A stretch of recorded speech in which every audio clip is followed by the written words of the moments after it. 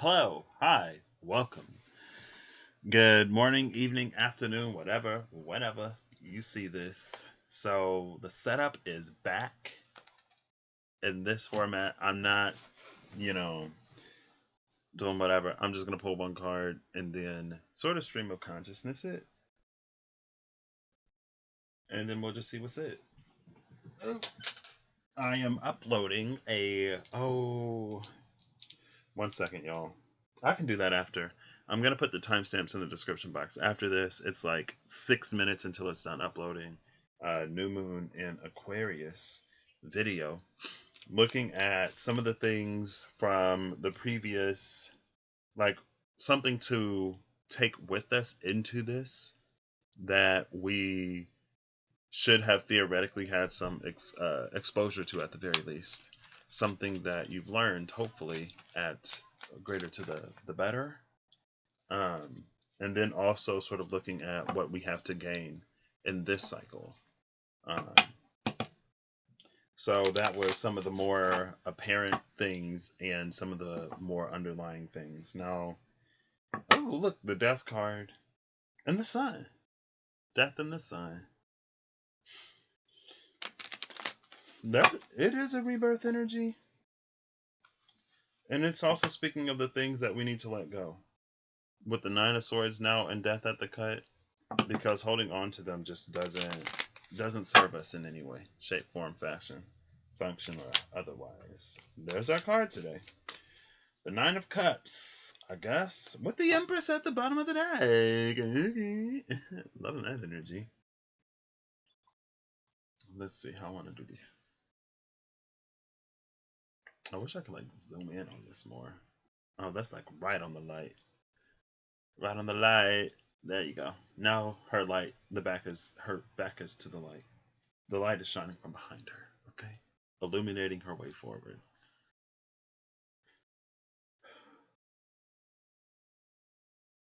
The Nine of Cups is interesting. In this deck, to me, it's emphasizing, and this energy came up, the Eight of Cups energy came up in like what we need to recall from the previous full moon. So maybe you've Eight of Cups something since the full moon in Leo, like what, 2-ish weeks ago?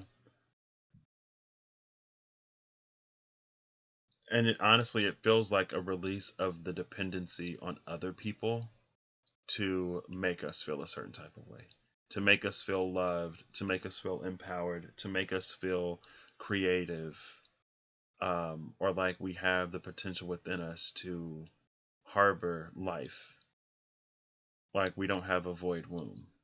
Um, it's releasing the responsibility on other people to do that, because in some ways we're finding it for ourselves.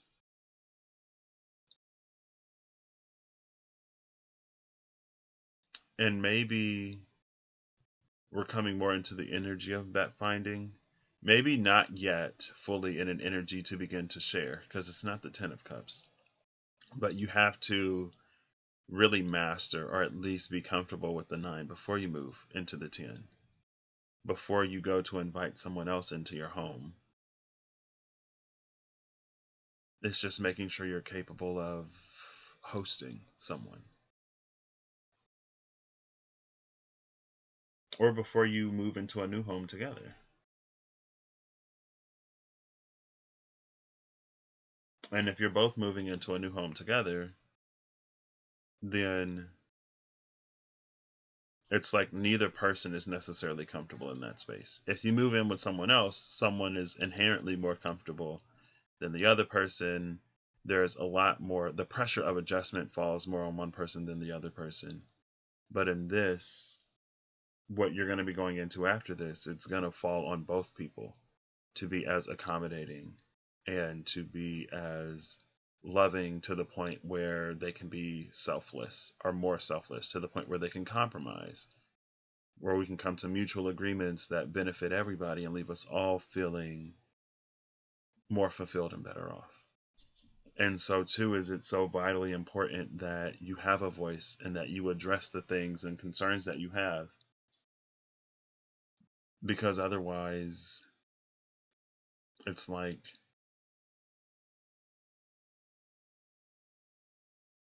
it creates opportunities for tension that it's almost like they can't be addressed because they've never been voiced. There is a little bit of a reflective energy here, but honestly, it feels like once you come into the space of self-love, it radiates outward. And then it becomes that which vibrationally attracts to you what it is that you're wanting. And this is always the case, right? In this Nine of Cups, though, we're doing it from a more consciously aligned space rather than subconsciously attracting people to us who may not necessarily align with how we want to be loved, but more aligned with like the lack of love that we have for self or something like that. It's not aligning necessarily in the ways that we would want. This is so, there we go. Also, there's an energy of a gift that keeps on giving, because love is one of those things that never runs dry. And the more you give, the more you have. With the Empress at the bottom of the deck, it's like tapping into that self-love that then leads to a greater, less conditional love of others and the world around you. There we go. It's like it's tapping into the energy of the divine.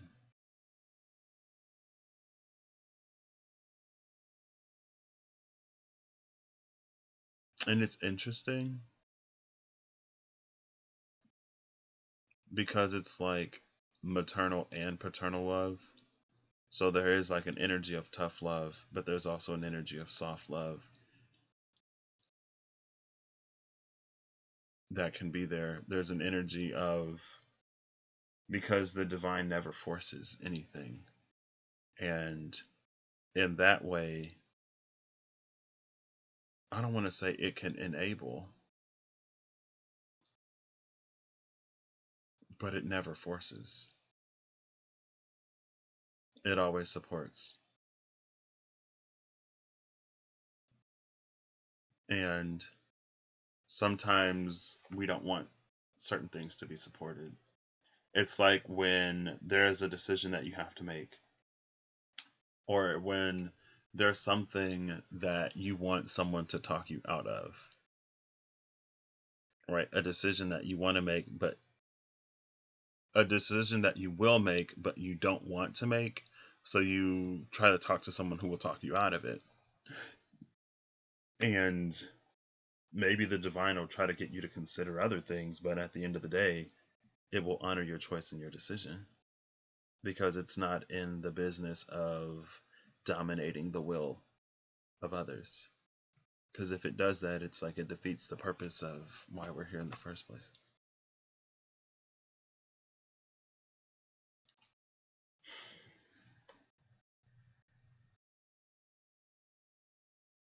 So hopefully we carry a little bit more self-love into this new donation cycle. Oh, look, there's a Ten of Pentacles. Wait.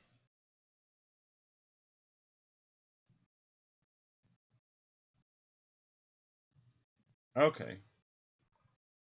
So, because usually I would say that the Ten of Cups comes before the Ten of Pentacles, because Pentacles, for me, like, they're the final element. To grow a healthy pentacle, you need the water, the air, and the fire to be in the proper portions and balance to support the growth of that plant life, right? But I guess in the space of the Empress,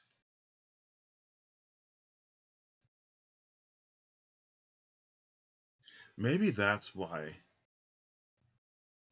it's like we hit the Ten of Pentacles before we hit the Ten of Cups.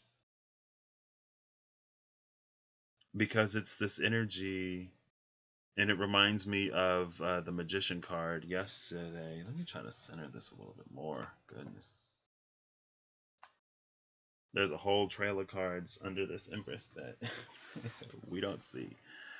It reminds me of the Magician card yesterday, when it was like the magician ascends to the divine and the divine descends unto the magician, and where they meet, the universe is recreated.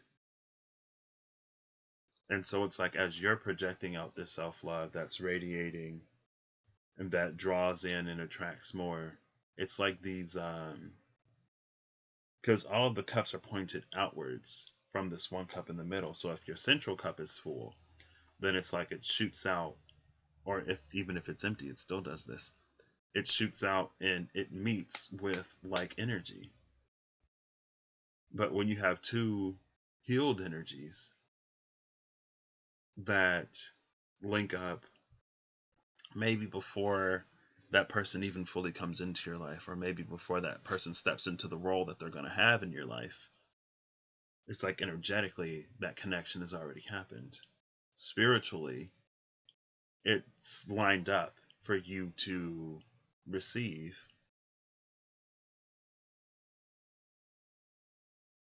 But it's like you'll physically begin to see and feel or experience it in ways before it fully comes in emotionally.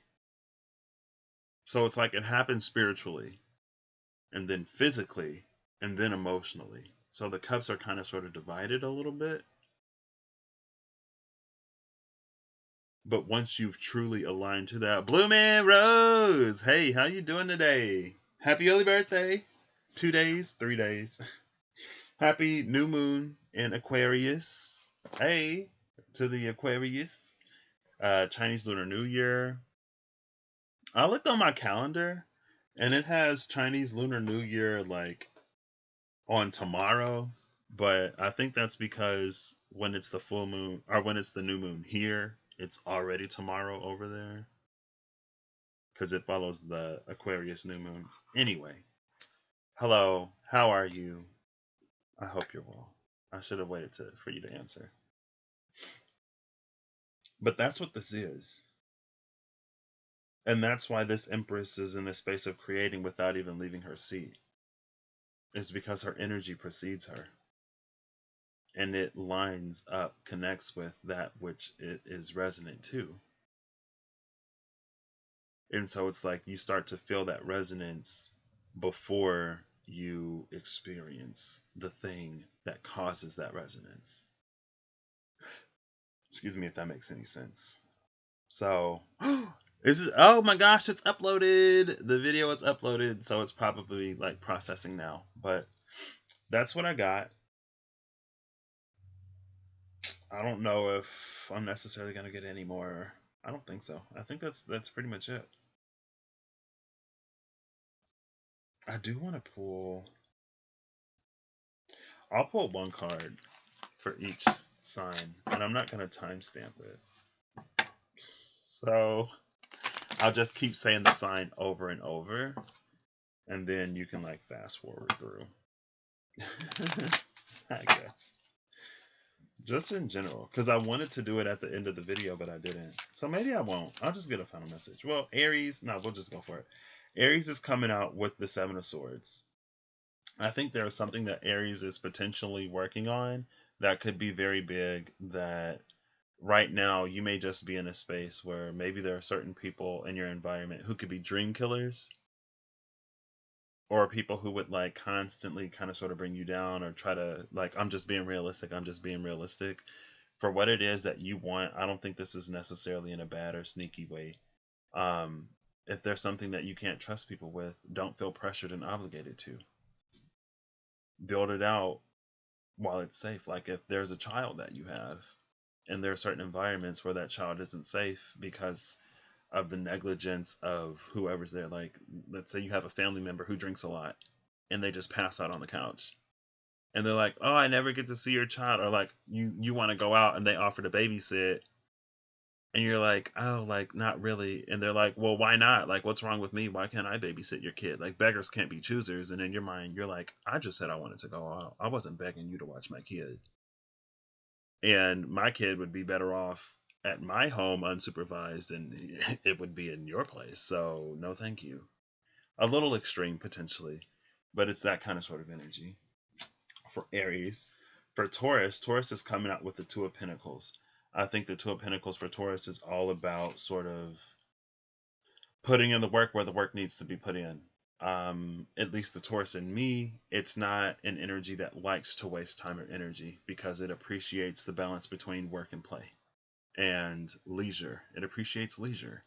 But Taurus, it's also an energy of getting things done to have that. And so you may be evaluating and reevaluating sort of where you want to go in life, the direction that you want to have in life.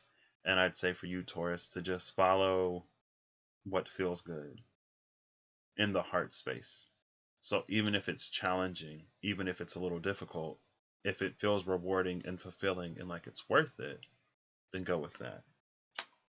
Cancer is coming out with the Magician. I skipped Gemini, girl. This is Gemini. I was literally just thinking, like, what if I miss a sign? Cancer. Skip the whole gosh darn Gemini. Gemini, you're coming out with a Magician. Gemini, you have the energy of the North Node right now. Mercury is the Magician, so this is the energy of your planetary ruler. Y'all can't see these, but that's fine because I'm holding them up when you can't see them. It's being in a space to make things happen. Honestly, Gemini, it feels like you're going to have to be a little bit more, I don't want to say committed to something than you may usually, but it's almost carrying an energy similar to Taurus in that it may not be something that immediately pays off, or it may be difficult to hold your attention, but it would be well worth it if you can stick this one out. Because either you're going to get something, you're going to learn how to utilize something, or it's going to put you in a position to be able to really determine and dictate the direction that your life moves in a way that you know you're making or choosing rather than just being subjected to the whims of life, right? You're going to feel like you're able to make decisions in your own life. Next is Cancer. Cancer's coming out with the Devil. So I think this is Cancer setting in an energy opposite to itself. It's more Capricornian, right? Now, Capricorn and Cancer, while sometimes when we interact with the energies they read as more opposite, I think they're actually more compatible, or they have more in common, because both water and earth are nurturing elements. Cancer just does it maybe in a more emotional way, while Capricorn does it in more of a earthly way, right? So Cancer will provide the environment for you to feel a certain type of way.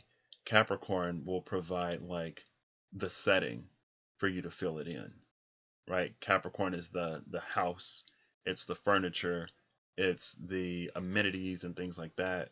Cancer is the smell of the food cooking, it's the warmth that you feel from the oven and the people in it, it's the safety and security. Both of them have an energy of security. One is physical, one is more emotional. And Cancer, it feels like maybe you've been too physically focused to the point where it's taking you out of your element.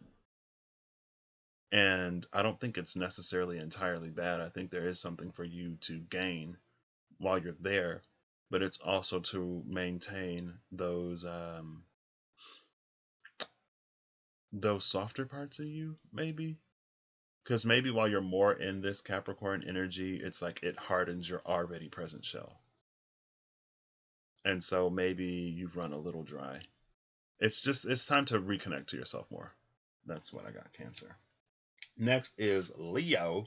Leo is coming out with the Six of Swords.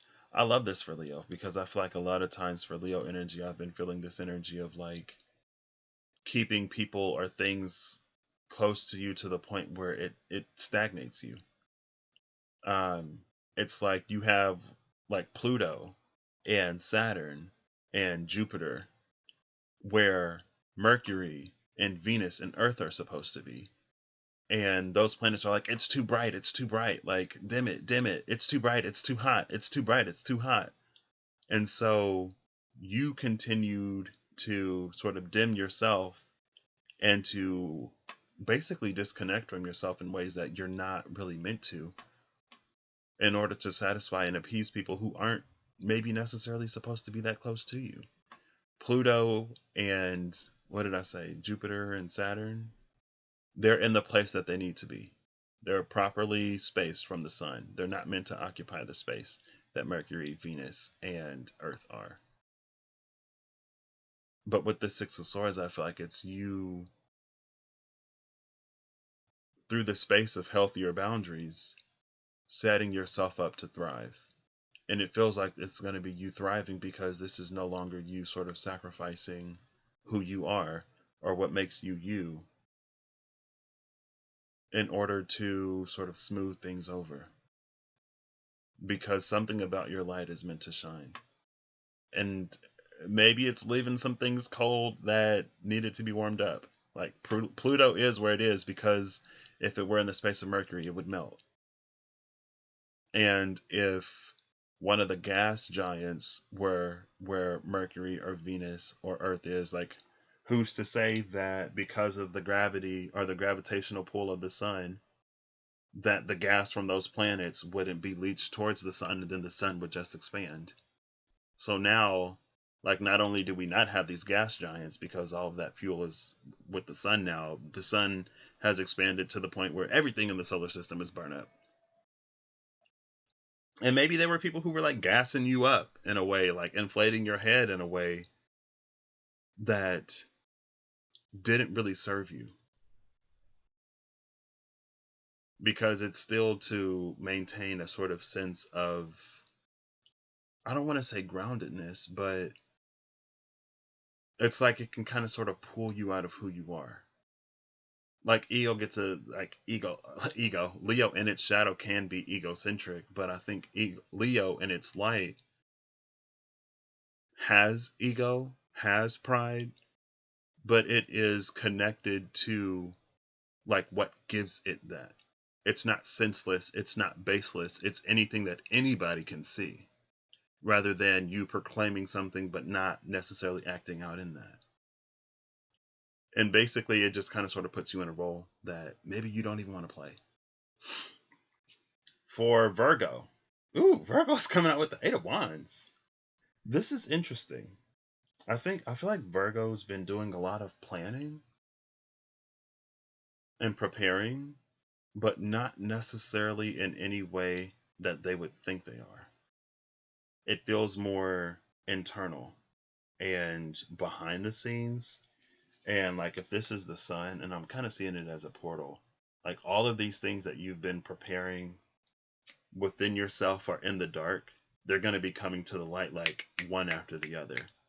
And so here pretty soon you may experience things starting to pick up. I would say stay grounded as best as you can. Or honestly, I would say ground yourself now.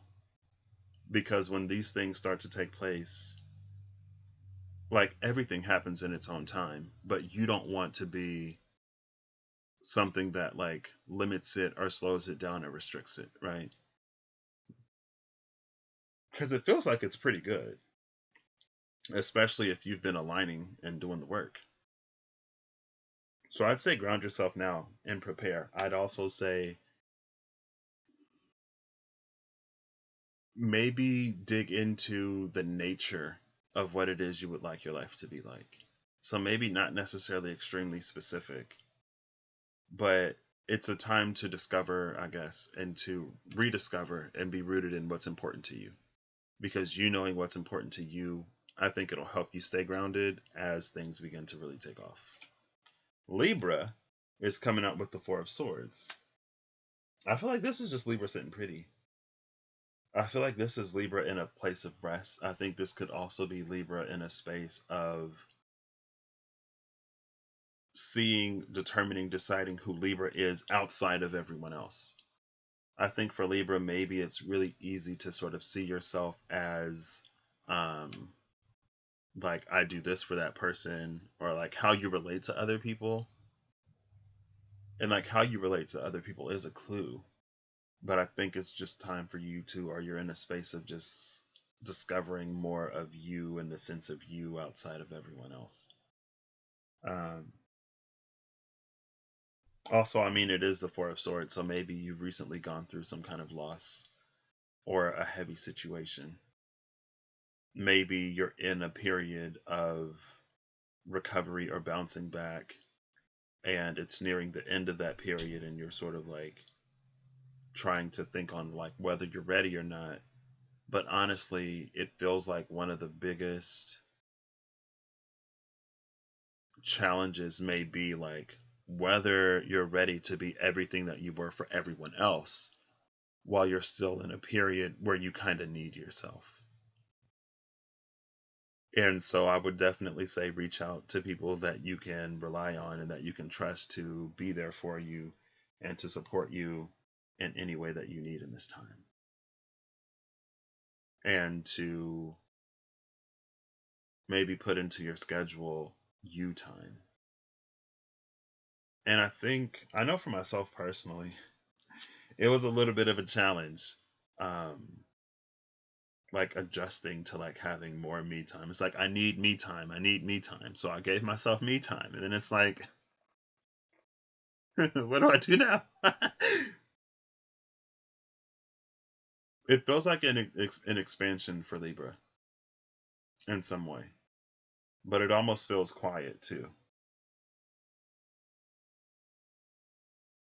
I don't know. So, Scorpio? No. Yeah. Yeah. Virgo, Libra, Scorpio.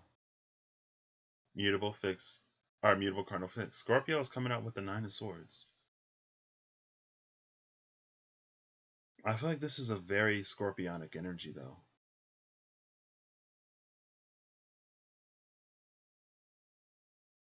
I think, Scorpio, there are stars in your life that you aren't necessarily seeing because of how in your head you are. And, like, because the Nine Swords above her head, like, there are stars in that sky up there. But if she were to look up, well, first of all, she'd have to watch her eyes so that they don't get pierced. But if she were to look up, she wouldn't even be able to see the swords, or to see the stars through the swords. And so in that energy, it feels a little bit like self-inflicted misery or pain because of what it is that you focus on or how it is that you think about it.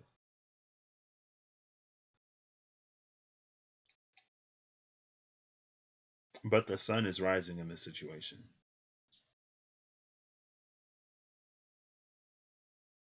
And the sun, even if you don't see it, you can feel its warmth.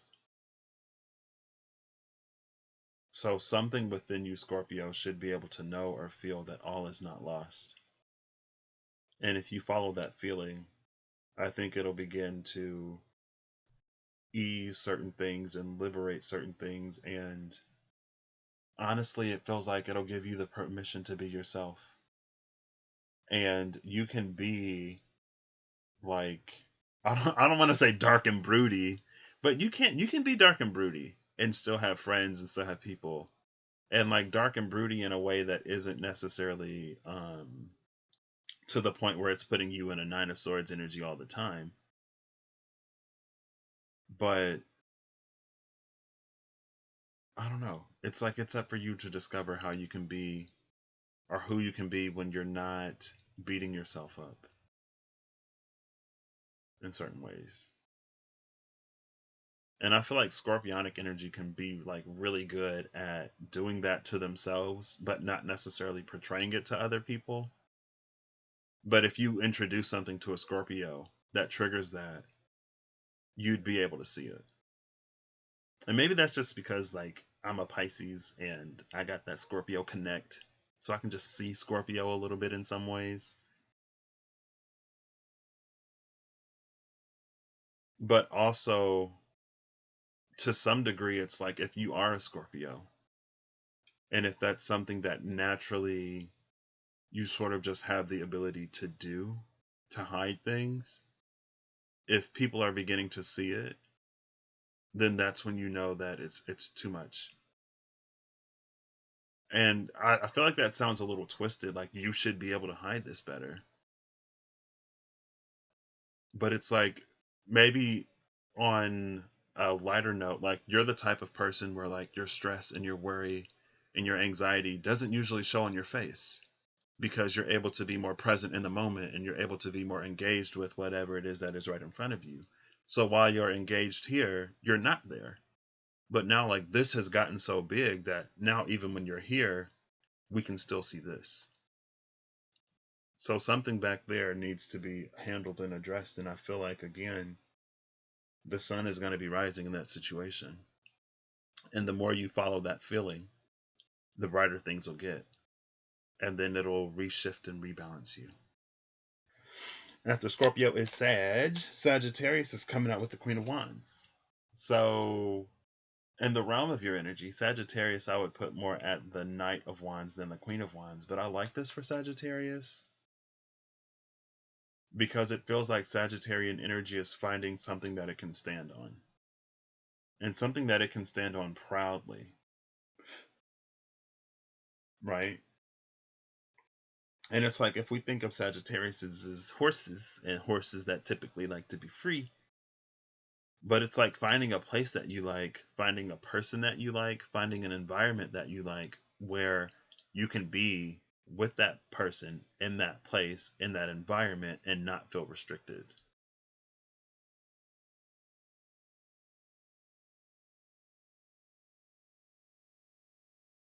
And Sagittarius is not only a horse, it's also a man. And while man can be nomadic, man still does like a certain sense of stability in familiarity and like knowing what to expect. I don't necessarily think this for any Sagittarius in particular, but it's like mobile home energy.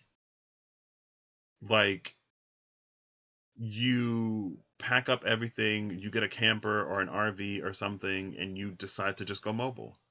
So you have the freedom of movement, but you also have your home there. It's somehow incorporating the two in a way that feels very natural and balanced. And it allows you to do certain things that you wouldn't do if you were purely mobile, but it doesn't sacrifice the need for like adventure that you have at the same time. And so what that does is it puts you like purely in your power. It allows you to manifest and hold at the same time the strength that you get from this and the strength that you get from that, which just makes you like extra radiant, girl. So kudos to you. I don't know what this is, but it's feeling good. Capricorn is coming in with the sun. Capricorn, brighter times are coming for you. A lot of stuff was happening in Capricorn. Pluto was still in Capricorn. Maybe things were a little rough. But I feel like, honestly, with this sun energy, things were rough for a reason. And whatever that reason was, I feel like you've discovered it, Capricorn. So now it's like you're in a space to experience better.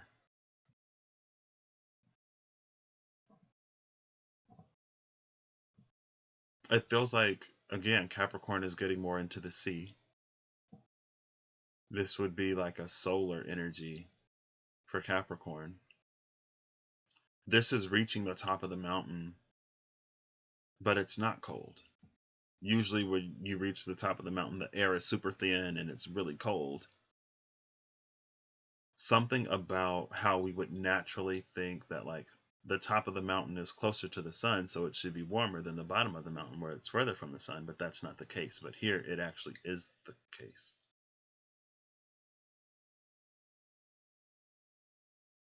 Maybe in the past, there were a lot of like things that you weren't able to see necessarily clearly. So there was a lot of moon energy for whatever reason. But now, because you've done whatever it is that you've done, you're able to see things more clearly now. It's almost like an energy of things playing out as expected for the most part, or working out even better than planned, potentially.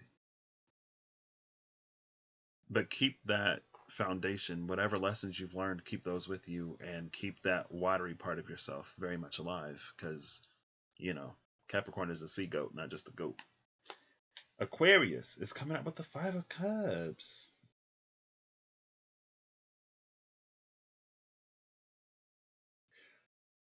I'm kind of in this in particular, this deck. I'm kind of sort of feeling it as Aquarius learning to find its center and balance in the moment. There are cups that point to the left and cups that point to the right. Right? That's like future, past, future, past, future, past. Can be a little bit of depression and anxiety, potentially, not necessarily. But it's about finding balance in the present moment for Aquarius. And then once you center yourself in the present moment, you can better contextualize your past and better project yourself into and predict what's coming in the future.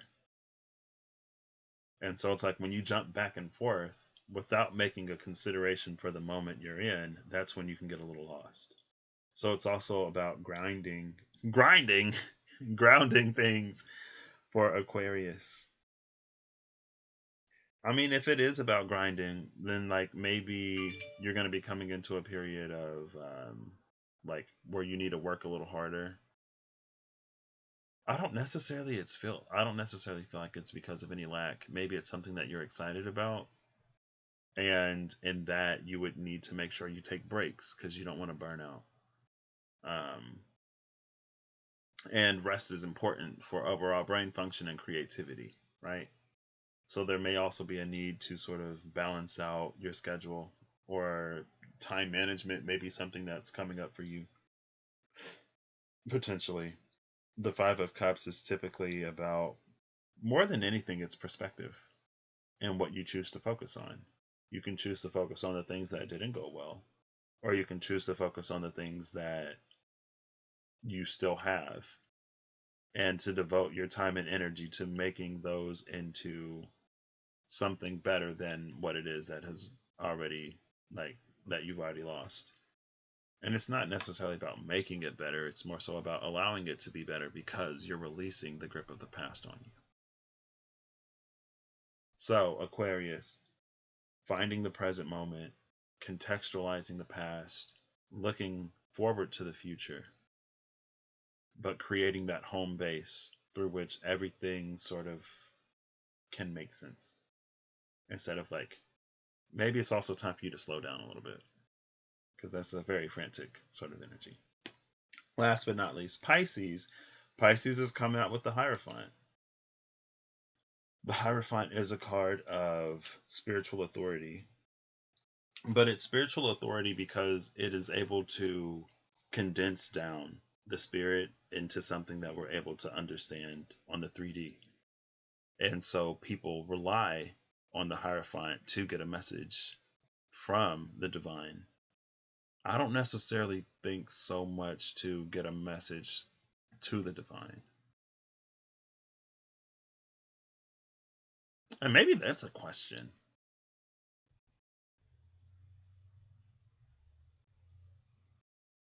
Like getting messages to the divine instead of from the divine. Kind of sort of like speaking to rather than asking or requesting. It's something about building out reciprocity and that strengthening some kind of connection with the Hierophant here. Probably spiritual in nature, or at least one that carries a certain amount of, it has the potential to change the structure of your life or systems at large. I would say, though, for Pisces not to get too lost into traditions, because it's like it limits your ability to flow. It's a fixed earth energy through Taurus, where you're mutable water. So it's like fixed versus water, or mutable, earth versus water. And earth can be a little too dry for water, to the point where even if you introduce water to that earth, it wouldn't. It's like the water that you give to that dry earth would be like, you would get more out of it if you put it into a place that's not as dry. But we still have to hydrate that to make it viable to grow crop on. So there's an energy of irrigation for Pisces, which is creating channels through which spirit can flow to allow that information to sort of disperse out and to be utilized to grow things to sustain and support people.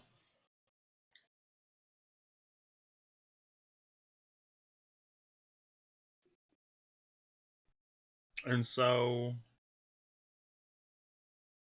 I don't know. I feel like that's where I'm going to leave it for Pisces. That's what I got. So I hope you have a good whatever whenever you see this. I hope you're acting in alignment to make that what you wish to experience your reality, because it's possible. And I will catch y'all next time I catch y'all. Bye.